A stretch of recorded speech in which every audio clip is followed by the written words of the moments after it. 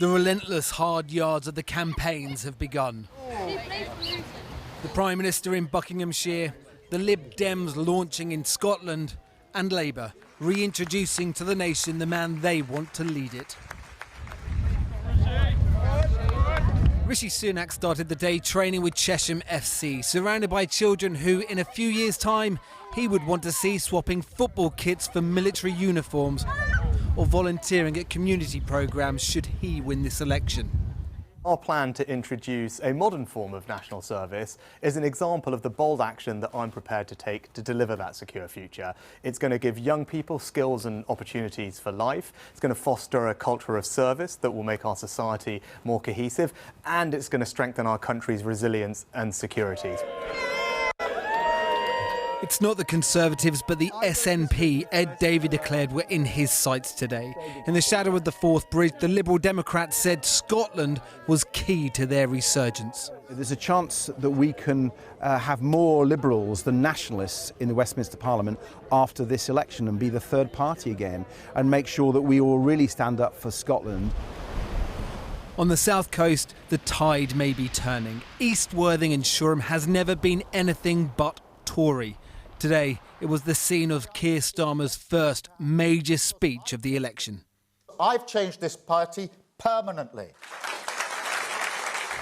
The majority of what we've heard from Sir Keir Starmer so far this election has been domestic, how he plans to change the nation. But if Sir Keir wins this race, he will become Prime Minister at a time of international instability. Just days after the election result, whoever the Prime Minister is will fly to Washington for the most significant NATO summit in decades. I caught up with Sir Keir just after his speech to find out if he is Prime Minister, will his response to Israel's actions in Gaza in reality be any different to Rishi Sunak's?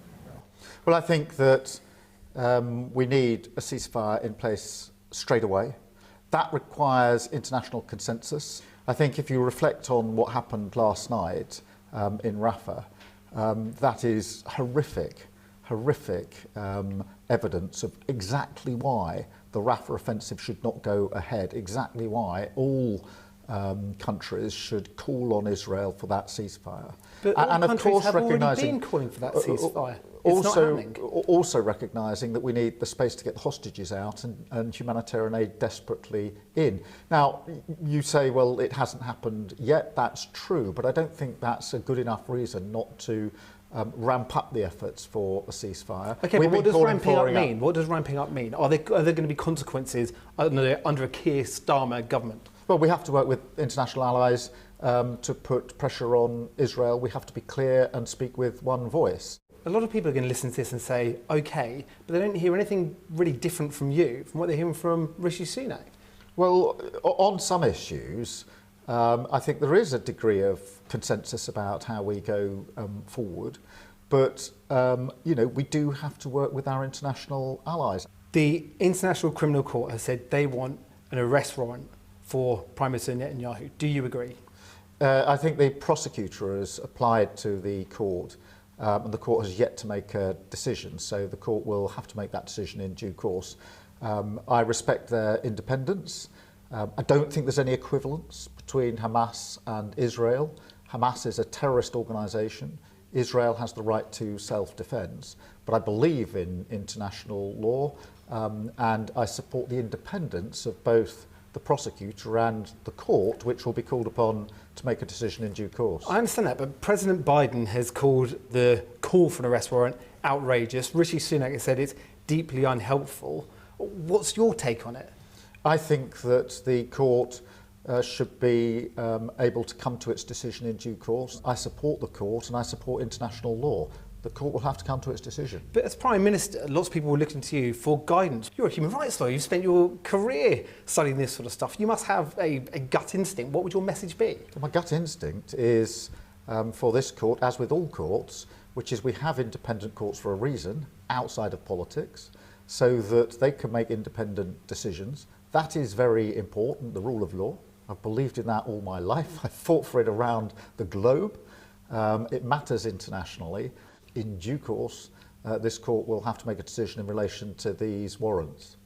Okay, and if we get to the point where warrants are issued, what then? Will you support them because you support the ICC? Well, let's get to that point. Let's see what the decision is of the court, what warrants they grant, on what basis. But we haven't got to that point yet. But if you're saying that you respect the ICC and their independence and what they come up with, surely then the next logical argument is if they say we want a warrant, you would back that then? Well, I want to see the decision they make. I want to see what warrants they actually issue, what they don't. I'm not going to get into hypotheticals, what ifs down the road.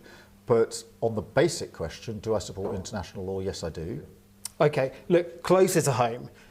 Rishi Sunak has said he wants a national service introduced. It's a great idea, isn't it? Get people working, give them some work experience, bit of national pride.